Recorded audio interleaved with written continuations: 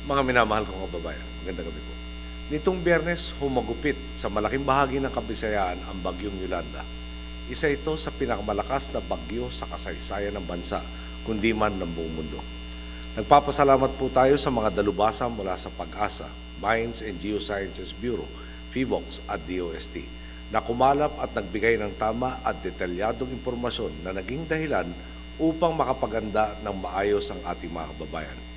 Ito ang nagbigay daan para sa inuulat na mababang casualty count mula sa ilang mga probinsyang dinaanan din ng bagyo, tulad ng Oriental at Occidental Mindoro, Negros Occidental, Palawan, Aklan at Romblon, kung saan maagang nakapaghanda ang mga lokal na pamahalaan.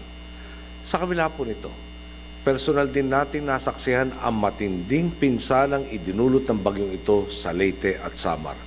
Dito sa kung saan tila naimbudo ang mga storm surge ni Yolanda, nakita ang bigat na pinsala. At dito nakatutok ang ating pagbibigay lingap sa mga sandaling ito.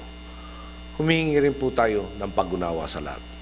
Sa pagkagupit ni Yolanda, nawala ng kuryente at komunikasyon sa maraming lugar. Apektado po nito hindi lamang ang pakikipag-ugnayan ng mga nais makasigurong ligtas sa kanilang mga kaanak, kundi pati na rin ang koordinasyon ng ating relief efforts.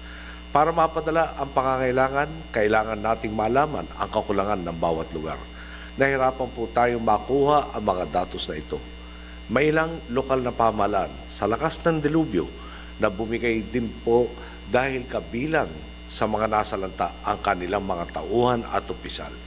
Isipin po ninyo, bumalik tayo sa sitwasyon kung saan pasa-pasa ang impormasyon. Walang TV, cellphone, radyo o internet. Sarado ang mga tindahan, hindi naging madali ang pag-oorganisa ng relief efforts. Naging ugat po ito ng kaguluhan sa ilang mga lugar. Dito po'y papasok ang pambansang pamahalaan. Imbis na dumagdag lamang tayo sa lakas ng mga komunidad, kailangan manguna ang pambansang gobyerno.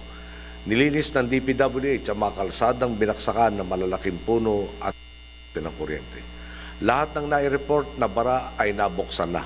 Ayon na rin sa kahilingan ng mga lokal na opisyal, nagpadala tayo ng karagdagang 800 sundalo at pulis sa Tacloban upang ibalik ang kaayusan. May 3 repacking centers po tayong naglalabas ng di bababa sa 55,000 family packs kada araw. Inatasan na po natin si Secretary Abaya ng DOTC upang magmando o magtimon sa pagdadala ng mga relief goods kung saan ito pinakangailangan. Inuna natin ang pagdadala ng pagkain, tubig at gamot sa mga pinakaapektadong lugar. Dadaanin po natin sa mga barangay ang pagpapamigay ng mga pangunahing pangangailangan ito. 24,000 family food packs na po ang napamudmod sa Tacloban kahapon at nakasentro ang pagpapamigay sa 8 pinakamalaking barangay doon. Mayroon na tayong 2 water purification facilities at marami pa ang darating upang masigurong may mainom ang ating mga kababayan. Inaayos na natin ang mekanismo para mapalawak ang saklaw ng social housing program ng pamahalaan.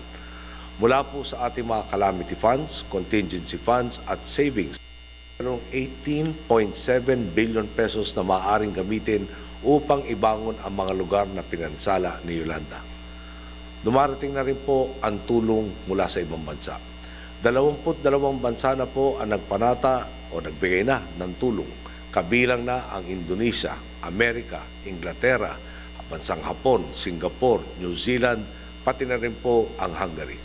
Tumutulong na rin po sa iba't ibang paraan ang pribadong sektor upang ibangon ang mga nasalanta, gaya ng sa pagbabalik ng daloy ng komunikasyon at pati ang pagmementara ng mga krudo sa mga apektadong lugar. Kasabay nito, idineklara po natin itong araw nito ang State of National Calamity upang mapabilis ang mga pagkilos ng pamahalaan para sa pagsagip, paghahatid ng tulong at rehabilitasyon ng mga probinsyang sinalanta ni Yolanda. Mahalaga rin ito hindi lamang para panatilihing kontrolado ang mga presyo ng mga pangunahing produkto at serbisyo na kakailanganin ng ating mga kababayan, kundi upang maiwasan din ang overpricing at hoarding ng mga mahalagang bilihin. Inaprobahan din natin ang kabuuang 1.1 billion pesos para sa pandagdag sa quick funds ng DSWD at DPWH para sa agarang pagpapatupad ng mga kinakailangang suporta para sa muling pagbangon ng mga kababayan nating hinagupit nitong trahedya. Bagamang maraming mga probinsyang dinaanan ni Yolanda, sa mga lugar naman na tila na embudo ang bagyong ito, talaga naman pong malaki ang pinsalang nasaksihan natin. Tulad ninyo, gusto ko rin malaman kung paano maiibsan ang sitwasyon sa mga lugar na tulad ito. Sa mga darating na araw, maasahan ninyo lalo pang papaspas ang ayuda. Ang panawagan ko lang po, ang pagiging kalmado, pagdarasal, pakikisama at pakikipagtulungan.